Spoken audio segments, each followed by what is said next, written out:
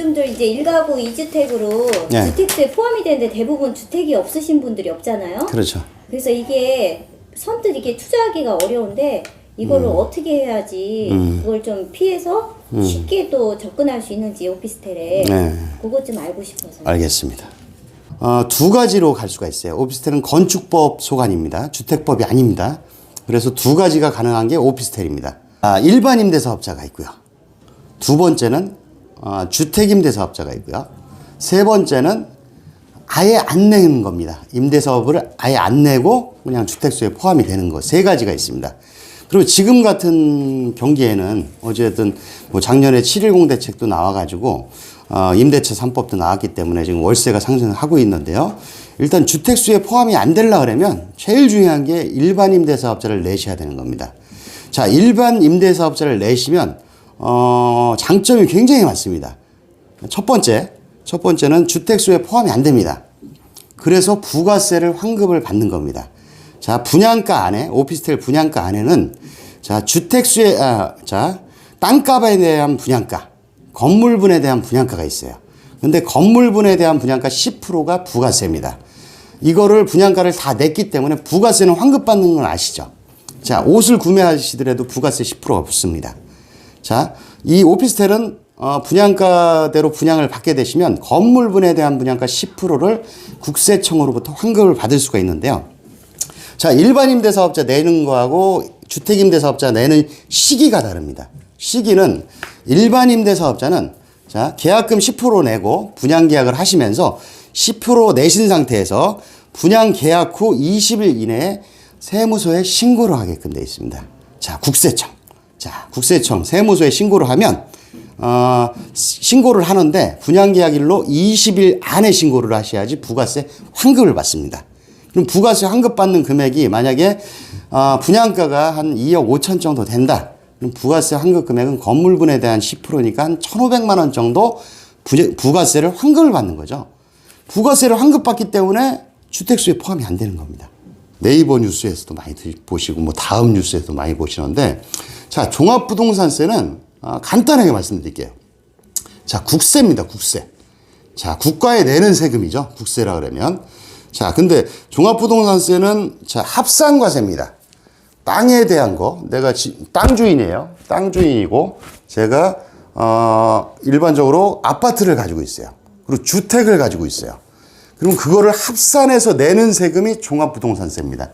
언제 내시느냐? 자, 고지서가 언제 날라오냐면 요번 연도 같은 경우는 21년 11월 22일 날 자, 국세청에서 다 보냈습니다. 종합부동산세 내라고. 근데 상승률이 지금 현재 작년에 비해서 거의 3배 이상 올랐다고 합니다. 그러면 종합부동산세가 왜 올라갈까요? 자, 공시지가가 올라가기 때문에 종합부동산세가 올라가는 겁니다. 오피스텔은 일반 임대사업자를 내시게 되면 자, 부가세를 환급받기 때문에 주택수에 포함이 안 되는 거고요. 종합부동산세에 해당 사항도 없습니다. 그래서 일반 임대사업자를 내시는 게 중요합니다. 그러면 예. 저는 제 생각에는 오피스텔을 그렇게 해서 이제 사더라도 무조건 종부세를 내야 되는 걸로 알았는데 이게 사업자를 냈었을 때는 종부세를 안 내도 된다. 그렇죠. 종합부동산세를 안 내셔도 되는 거죠. 그러니까 일반 임대사업자를 내시게 되면 부가세 환급도 받지만 종합부동산세 비과세라고 생각하시면 됩니다. 비과세라는 뜻은 과세를 안 한다는 거죠. 그러니까 세금을 하나도 안 낸다는 거죠. 요즘에 이게 문제가 돼서 조그만 거 뭘 하나 갖고 있어도 이게 종부세가 굉장히 좀 높게 이렇게 책정돼서 받았다는 사람들이 많은데. 그렇죠. 저도 그게 참 궁금했거든요. 예. 예, 근데 그럴 때는 이 종부세에 대해서는 걱정하지 않아도 된다는 거 말씀이시죠? 그렇죠. 오피스텔에 일반 임대사업자를 내면 종합부동산세를 안 낸다고 생각하시는 게 가장 정확한 표현이죠. 거기다 부가세까지 환급을 받으시고요. 환급받고. 그러면 이번에 아티스큐브는 대략 한 2억 6천이면 거기서 한 2억 6천 10% 환급을 받으면 한 2억 3천 정도로 보면 되겠네요?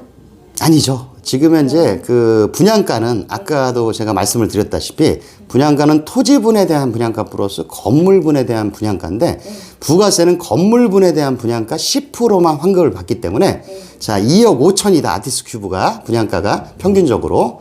그러면 부가세 환급은 1,500만 원 정도가 되는 거죠. 건물분에 대한 분양가 10% 부가세 환급. 이해되셨죠? 네네.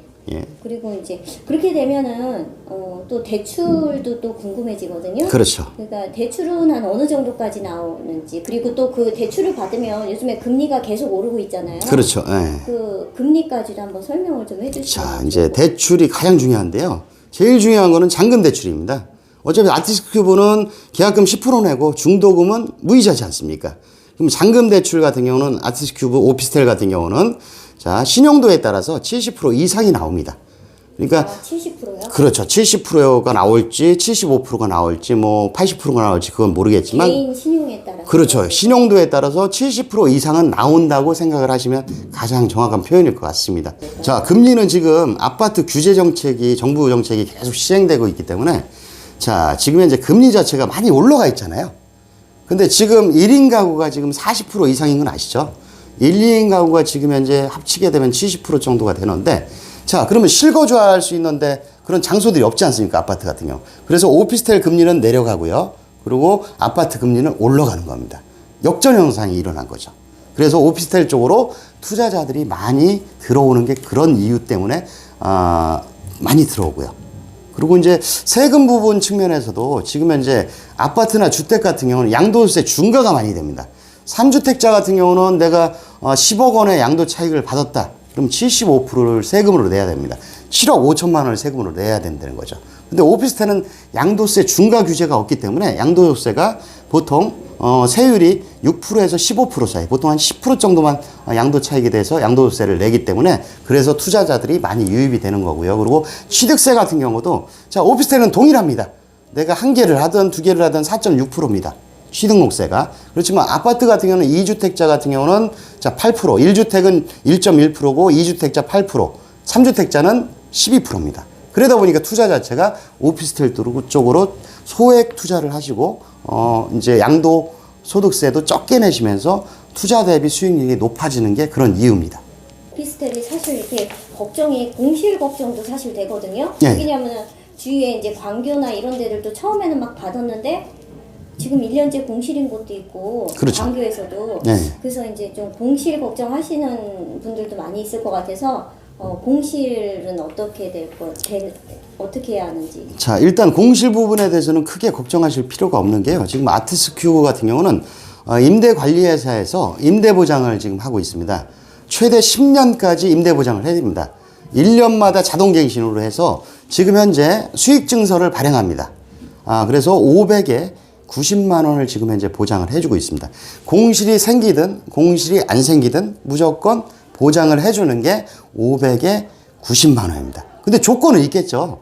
임대관리사에서 이제 이쪽에서도 수익이 발생해야 되지 않습니까? 여기서 임차인도 모집하고요. 12개월치 중에서 한 달치를 임대관리회사에서 가져가고 나머지 12개월치는 공실이 있든 없든 분양 받으신 분한테 지급을 해주는 거죠. 근데 임대관리사에서도 공실 걱정을 안 하는 게 뭐냐면요. 여기는 지금 현재 반달섬 주변은 시화공단, 반월공단 근로자 수가 34만 명입니다. 그러시고 여기 시화 MTB, 시화 멀티 테크노밸리에 나중에 종사하게 될 근로자 수만 해도 거의 8만 명 정도가 됩니다. 그러면 실질적으로 근로자가 지금 40만이 넘는다 그랬는데 공실이 제가 봤을 때는 생길 것 같지는 않을 것 같거든요. 저도 직접 가보니까 생각이 많이 달라지더라고요. 예. 오히려 부족할 것 같다는 생각이 좀 들었거든요. 예. 그다음에 그러면은 사실상 저희 여기에 발전 가능성, 이게 오피스텔은 아파트에 비해서 안 오른다고 그러잖아요. 예. 그런 게 정설인데 여기 차후 요 아티스트 큐브의 오피스텔 가격이 어느 정도 오를 수 있을까 싶은 생각이 좀 들거든요. 지금 현재 어찌됐든 저희 아티스트 큐브 자체가 분양가가 좀 저렴하게 책정이 됐습니다.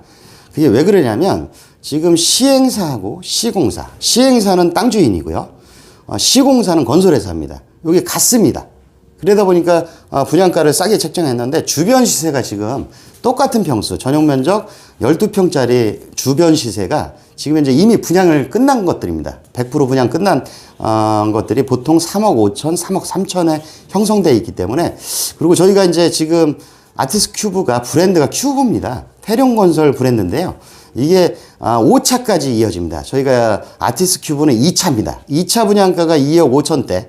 뭐 제일 싼 거는 2억 4천서부터 제일 비싼 거는 2억 6천까지 부가세 1,500만 원 환급 받으시면 뭐 분양가는 공급 가격으로는 보통 2억 3천에서 2억 5천 정도가 되는데요. 3차에는 지금 분양가가 너무 작게 형성이 되다 보니까 3차에는 분양가를 3억 2천 정도로 올린다 그러니까 보수적인 측면에서도 접근을 해봐도 한 5천 정도 차익이 발생하지 않을까요? 제가 생각한 거랑 거의 맞아 드는 것 같아요. 예. 5천 정도, 뭐 4, 5천? 그 그렇죠. 정도 내려가거든요. 그러면 완공 시기하고 또 그 절차, 그러니까 좀 그때 가서 이렇게 계약하고 나서 그런 좀 절차들을 어떻게 밟아나가야 되는지. 계약금 10%만 내시고요. 중도금은 60% 무이자입니다. 자, 그리고 잔금은 30%입니다. 그리고 저희가 입주는 23년 10월 달입니다. 요거를 좀 쉽게 설명을 드리면 계약금 10%만 내시고 어차피 중도금은 무이자기 때문에 시행사에서 내주는 겁니다. 이자를. 그러면 대출 자서를 하시러 은행에서 오라 그랬을 때 와서 하시면 되고요. 사인하시고 서류 제출하시면 끝나는 거고요. 2023년 10월 달까지는 돈 들어가는 게 아무것도 없는 겁니다. 계약금 10%만 내시고 잔금 때까지 기다리시는데 이 중도금 대출 이 기간이 잔금 대출 전까지입니다. 그거를 시행사에서 이자를 내주기 때문에 실질적으로 돈 들어가는 거는 계약금 10%. 만약에 이게 2억 5천이다. 그러면 2,500만 원만 내시고 23년 10월 달까지는 돈이 하나도 안 들어가고요. 잔금 대출로 대체가 되는 거죠. 근데 아까 제가 말씀드렸다시피 잔금 대출은 신용도에 따라서 약간 다르지만 보통 70% 이상으로 보시면 됩니다. 그러면 잔금은 20%만 준비하시면 되겠죠. 요거는 이제 풀어서 제가 설명을 드린 거고 또 부가세 환급 1,500만 원까지 받으셨을 때는 실질적인 투자금은 한 5천만 원대 되신다고 보시면 됩니다. 잔금까지 합쳐서. 좀 이해가 되셨을까요? 네. 예. 다음에는 한번 이제 오피스텔에 대해서 했으니까 다음에 한번 생숙에 대해서 한번 얘기 한번 해주셨으면 좋겠어요. 예, 알겠습니다. 다음에는 생활형 숙박시설 약자로 생숙에 대해서 설명드리도록 하겠습니다. 감사합니다. 예, 감사합니다. 그때 이거 찍은 거야? 응. 그때